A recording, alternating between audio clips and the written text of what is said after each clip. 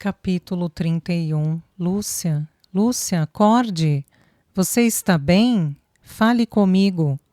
Repousando em algum lugar, ela ouviu alguém a chamando, mas não conseguia distinguir muito bem a voz que parecia distante.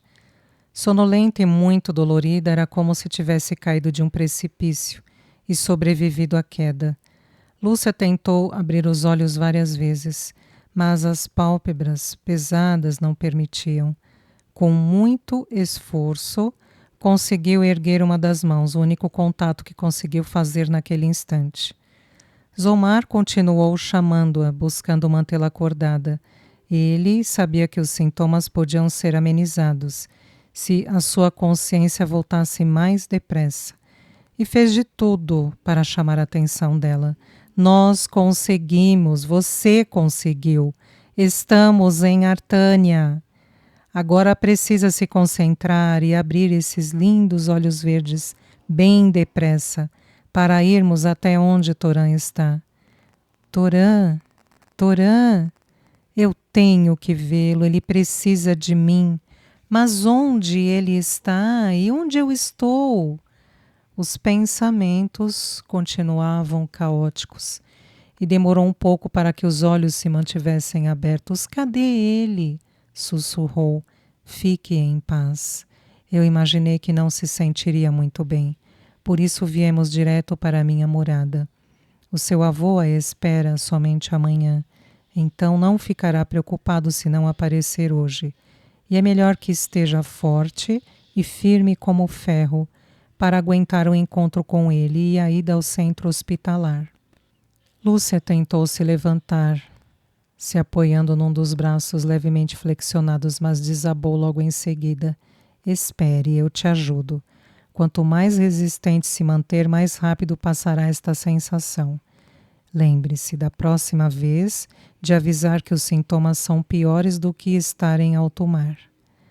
Você se acostuma com o tempo, disse enquanto segurava as costas de Lúcia, dando apoio para que ela se sentasse. Por que não se higieniza, se troca, se alimenta e descansa um pouco, enquanto vou atrás de notícias? Eu vou junto, disse pressionando o braço dele, eu tenho que vê-lo. Zomar segurou firmemente as mãos dela e, olhando bem dentro dos olhos, falou calmamente. Eu irei à frente para conversar com todos, inclusive a família. Devem estar muito perturbados e a sua chegada talvez os deixe mais confusos. Aqui ninguém vai perturbá-la e acredito que não esteja em condições de sofrer uma nova desmaterialização, estando ainda tão frágil. Confie em mim. Promete que voltará o mais rápido que conseguir? Sim. Agora vou ajudá-la a se levantar e mostrar onde ficará instalada. Lúcia saiu do banho se sentindo um pouco melhor fisicamente, muito provavelmente por conta do vapor aromático que se alastrou pelo banheiro quando o jato d'água foi interrompido, proporcionando uma secagem instantânea e perfumada. A sensação de desmaio que sentiu ao chegar se dissipara. Entretanto, se encontrava muito abalada com a notícia do acidente, como se uma bomba tivesse implodido, pondo abaixo todas as estruturas, inclusive os sonhos de uma vida ao lado dele. Os vestígios daquela explosão estavam por toda parte, e as consequências não poderiam ser mais assustadoras. Os joelhos fraquejaram pela impotência e fragilidade sentida, precisando se apoiar na parede espelhada da câmara de higienização. A rapidez com que tudo acontecera a impossibilitou de pensar, elaborar e digerir todos aqueles fatos. Mas naquele momento, ao ver a própria imagem refletida, conseguiu enxergar muito além dos ombros caídos e da postura encurvada. Lúcia jamais sentira tamanho desespero.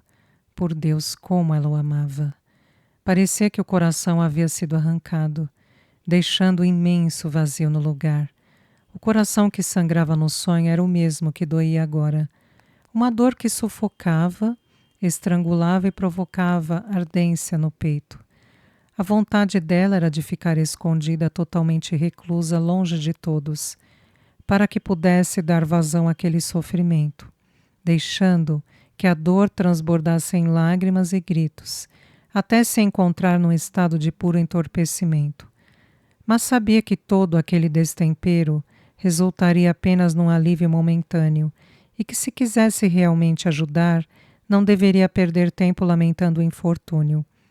Era necessário se fortalecer e seguir em frente, e mesmo que tivesse vontade de parar no meio do caminho, esperando que alguém viesse dizer que tudo não passara de um engano, ela sabia que continuar caminhando, talvez num ritmo mais ponderado, seria o mais sensato a fazer.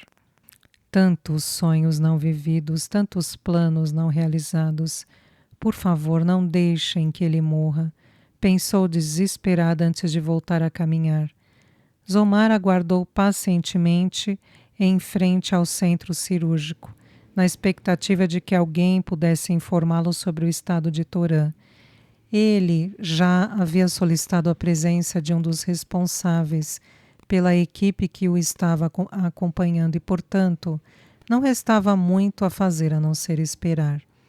A notícia se espalhou e vários conhecidos o contatavam em busca de informações, mas por enquanto não havia nada que pudesse acalmar a inquietude que surgiu assim que soube do acidente.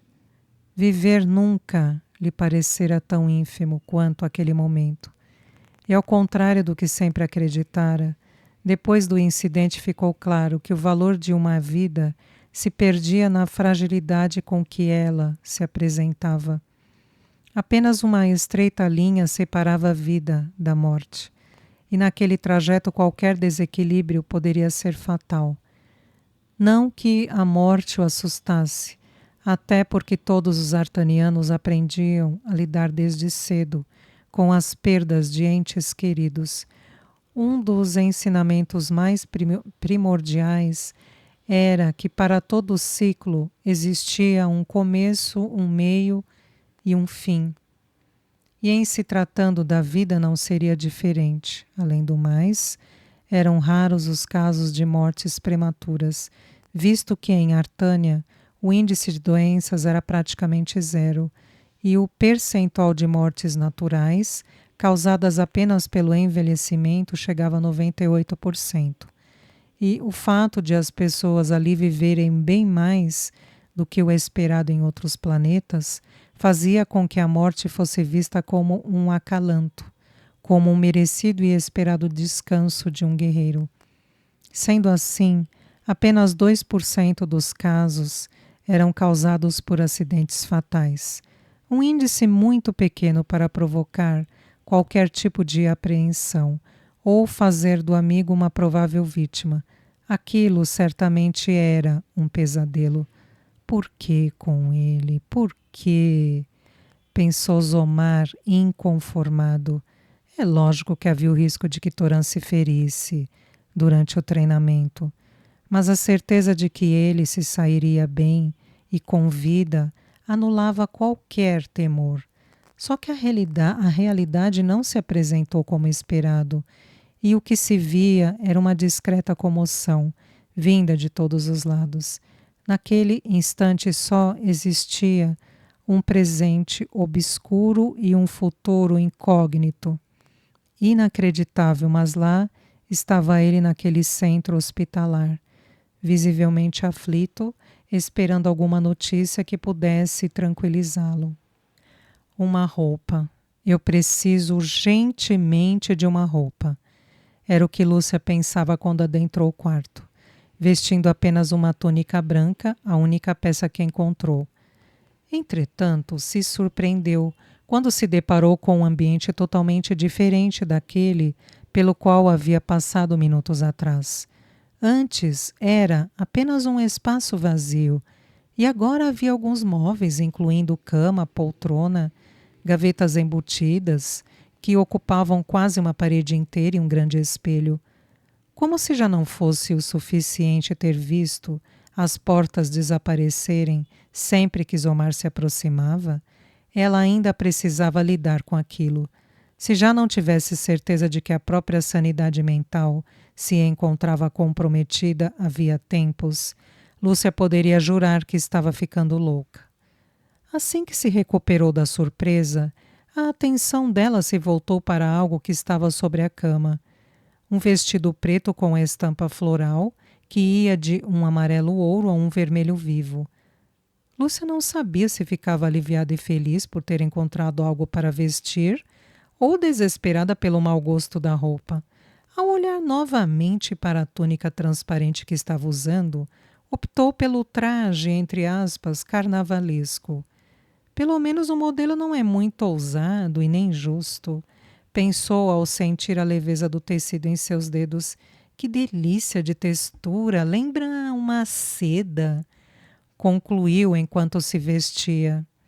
Quando se olhou no espelho, Lúcia constatou um discreto decote na frente e um comprimento que ia até um pouco abaixo dos joelhos, ou seja, nada extravagante ou sensual demais, o que foi providencial, considerando as circunstâncias de estar em outro planeta e não conhecer os hábitos e costumes de ninguém. Sabia que por algum tempo seria o alvo das atenções e isso a desagradava profundamente. Numa das paredes havia cilindros de vidro, contendo alguns utensílios pessoais e um bálsamo, de coloração azulada. Mesmo sendo alta, precisou ficar na ponta dos pés para conseguir alcançar a escova e o pente. Lá estava uma coisa rara de acontecer, pelo menos até aquele momento. Lúcia também observou que num dos cantos do quarto fora deixado um tamanco creme e, apesar de ser um número maior, amou não precisar colocar novamente aquelas horríveis botas cinza que Zomar lhe dera para viajar. Assim que escovou os cabelos, voltou para a sala esperançosa que a volta do amigo fosse rápida. Se não estivesse tão preocupada e ansiosa para ver Torã, certamente teria curtido aquela pequena estadia na casa de Zomar. Quase não tinha móveis, mas o lugar transmitia uma calmaria sem fim, provavelmente pelo predomínio de cores frias e neutras que havia por todo o espaço. Lúcia ouviu o barulho de algo caindo e se levantou de onde estava. Provavelmente veio dali. Que bom que já voltou. Pensou, acelerando o passo em direção a uma parede metálica no fim do corredor. Viu uma mulher colocando um recipiente com alimentos bem coloridos sobre um aparador, assim que a porta desapareceu diante dos próprios olhos. Lúcia ficou confusa quando passou pela entrada, se dividindo entre a curiosidade para saber quem era aquela artaniana ou a indignação pelo sumiço da porta. Desconfiada, voltou a fitar a estranha. O sorriso de boas-vindas que recebeu foi tímido, mas sincero. E assim que o impacto passou, Lúcia fez uma análise mais detalhada da mulher parada diante dela. Cabelo escuro um pouco acima dos ombros, olhos negros, alta, magra, pele bem clara e um rosto harmonioso de traços suaves. Mas quando ela começou a falar, Lúcia percebeu que não compreendia uma palavra do que a outra dizia, formando uma sequência de ruídos sem nenhum significado. Lúcia estava tão acostumada a ser compreendida por Torã, Zomar, até por Sorai, que se esqueceu de que o restante do planeta não falava a língua dela. A expressão a denunciou e Lúcia pensou em utilizar a comunicação gestual, tentando resolver o problema, mas a moça se retirou rapidamente e voltou com um pequeno recipiente em mãos que entregou a ela. A princípio, Lúcia não viu nada, mas quando o virou para baixo, 2 microcápsulas caíram nas mãos dela. Tinham o tamanho de grãos de feijão e a transparência de uma lente. Seguindo as orientações, introduziu um em cada orelha, bem no início do meato acústico. E como num passe de mágica, se impressionou ao ouvir tudo o que a estranha dizia. Olá. Peço desculpas por inicialmente esquecer que não fala nosso idioma. Confesso que o meu conhecimento em relação às várias línguas terráqueas ainda é precário. Lúcia movimentou a cabeça concordando, mantendo a expressão abobada. Eu sou Elese, uma conhecida de Zomar. Antes de sair, ele me pediu que viesse ajudar e achei prudente providenciar algo para você comer enquanto se refrescava. Elese deu uma olhada em Lúcia, dos pés à cabeça, e sorriu. Espero que tenha gostado da roupa que escolhi e dos móveis. Não quero que sinta a falta de nada. Aqui em Artânia, nós não costumamos nos vestir com roupas estampadas ou muito coloridas e extravagantes, mas sei que os seus costumes diferem dos nossos. Então materializei um vestido que encontrei num dos arquivos de dados recolhidos por Zomar, envolvendo moda e costumes. Ele sempre me envia esses conteúdos, junto com alguns documentários. Ela sorriu ao ver o espanto da visitante. Eu gosto de estudar e pesquisar a diversidade de culturas e religiões, às quais algumas raças são submetidas. Acho interessante analisar esse processo evolutivo. Parou para respirar. Desculpe, estou falando muito. Vem, senta aqui e come algo. Finalizou. Lúcia, perplexa com tudo aquilo, perguntou: como consigo entender o que fala? A voz saiu carregada de curiosidade. O aparelho do lado direito filtra e traduz tudo instantaneamente. A voz que está ouvindo não é a minha, mas no momento isto é irrelevante. Pelo menos no começo de sua adaptação, precisará contar muito com esse instrumento.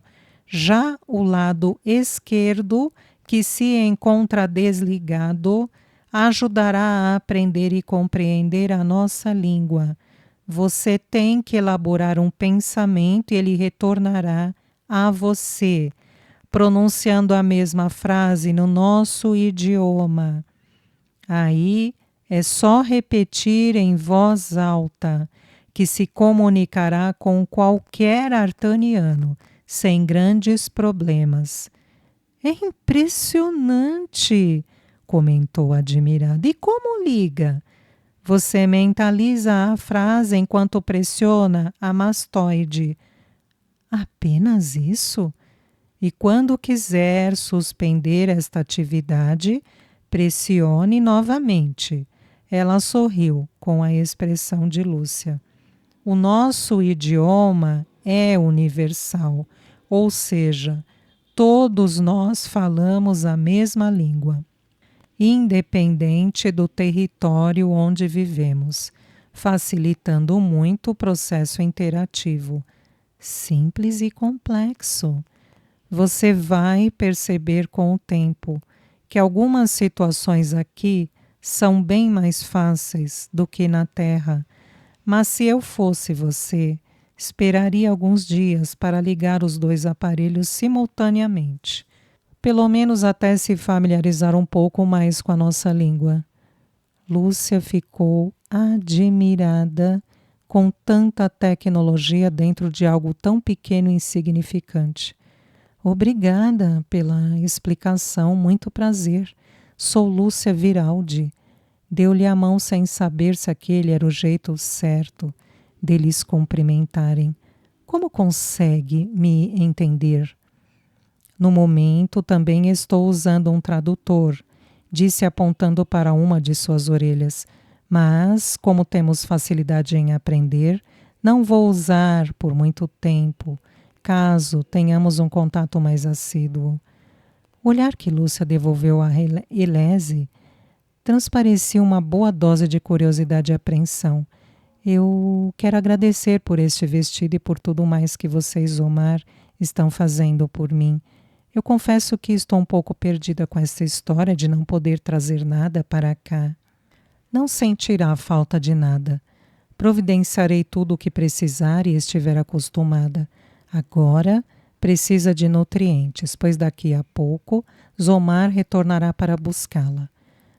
Lúcia se sentou no local indicado, mas os olhos se mantiveram presos em Elese. Você tem notícias dele? Não. É tudo muito recente, apenas pessoas bem próximas podem acompanhar de perto o estado de saúde de Torã. O estômago de Lúcia se revirou. Tamanho o medo que sentiu. Mas achou melhor comer qualquer coisa para não ser indelicada com a anfitriã. Ela observou que havia 3 qualidades de alimentos sólidos e pastosos, e algumas frutas amarelas, azuis, roxas e vermelhas, sendo oferecidas a ela, tudo muito apetitoso. Nossa, pensei que vocês somente se alimentavam daquela vitamina ultra reforçada. Elese achou graça do comentário e respondeu sorrindo, não. Aqui nós nos preocupamos muito em termos uma alimentação equilibrada e para isso disponibilizamos uma variedade de alimentos saudáveis.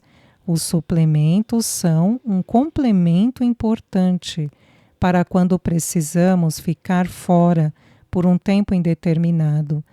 Mas temos o costume de nos alimentarmos apenas uma vez ao dia, assim que despertamos, salvo exceções como as crianças, gestantes ou debilitados. Enquanto Elese explicava, Lúcia se serviu de uma fruta, mas nem chegou a prová-la, se virando quando sentiu a presença de mais alguém. Zomar se aproximou com a cabeça baixa e o corpo envergado, postura rara de um artaniano. E Lúcia nem precisou perguntar para saber que as notícias não eram nada boas. O silêncio dizia tudo. Ela, sem coragem para perguntar, abaixou a cabeça, fechou os olhos e fez uma prece rápida, que sempre a ajudava a ter forças. Eu estive com Nori e Zair, os genitores dele. Fez uma pausa. Também falei com os 2 remedeis, integrantes da equipe responsável pelo tratamento. Disseram que há um risco grande de ele não sobreviver, visto que a queda causou várias fraturas pelo corpo e uma forte pancada na região do lobo frontal. Que lamentável, comentou Elese. Zomar a fitou por alguns segundos antes de voltar a atenção a Lúcia. Agora ele se encontra num quarto isolado, monitorado o tempo todo e inconsciente. Ele se submeteu a um procedimento cirúrgico assim que foi socorrido, deixando o organismo mais vulnerável. Torã caiu de uma altura significativa e não está conseguindo reagir. Por favor, Zomar, leve-me agora até lá. Eu preciso vê-lo, suplicou com os olhos marejados. Calma, Lúcia, pediu, tentando não demonstrar os próprios sentimentos. Qualquer descontrole apenas pioraria a situação. A princípio disseram que somente a família permaneceria no local e mais ninguém estava autorizado a ficar. Depois que me apresentei como um amigo, eles relataram que por conta da forte tensão e do profundo desgaste físico ao qual foi submetido, Torã se encontrava inconsciente e, nesses casos, os laços emocionais que os pacientes desenvolvem ao longo dos REMs podem ajudar a despertar a consciência. Por esse motivo, estão fazendo um revezamento das pessoas mais próximas a ele, com o intuito de resgatá-lo. Explicou com a voz contida. Eles disseram que uma palavra, um toque, ou somente a vibração de um pensamento podem causar uma reação positiva e, por mínima que seja, é considerada um progresso pela ciência da cura avançada. Como amigo de longa data, Eu consegui permanecer ao lado dele por alguns minutos, conversando do mesmo jeito que fazíamos, sem sucesso. Eles sabem de mim? Murmurou. Reservadamente, eu comentei sobre você com os dois responsáveis pela equipe que o acompanha, Rustamno e Arikuon, e relatei sobre a ligação que... O que eles disseram? Interrompeu Elese. Eles farão uma exceção por conta da gravidade do caso, fugindo do protocolo que proíbe a presença de estranhos no local, sem o consentimento da família, e solicitaram seu comparecimento para averiguações. Lúcia levantou-se rapidamente, desesperada e ao mesmo tempo esperançosa para ir ao encontro de Torã. Mas Omar a parou abruptamente, antes mesmo que desse um passo. Não podemos esquecer que, caso ele resista a tudo e sobreviva, as sequelas não estão descartadas. Eu sei de tudo isso, mas Torã é forte e tem condições para superar essas dificuldades. E eu preciso acreditar na melhor alternativa, na minha melhor opção. Não são vocês que falam que o poder da mente é ilimitado? Eu concordo com você. E pode ter certeza de que muitos estão enviando boas energias a ele. Mas se não conseguirmos fazer Torã voltar ao nível consciente, tudo se perderá no caminho. Hesitou apenas por um momento antes de concluir. O que eu quero dizer é que ele precisa querer viver, e os remedeis atuantes não estão convictos disso. Ela abaixou a cabeça e ali ficou, olhando as mãos num silêncio gritante, ensurdecedor. Mas, quando voltou a encará-lo, os olhos dela pareciam imensas esferas da mais pura esmeralda. Eu entendi, mas preciso tentar. Então não perderemos tempo. Pegue o seu teletransportador e me encontre na primeira entrada. E enquanto Lúcia corria para o quarto, os olhos de Zomar cruzavam com os de Elese, encontrando o apoio e a compreensão que tanto precisava.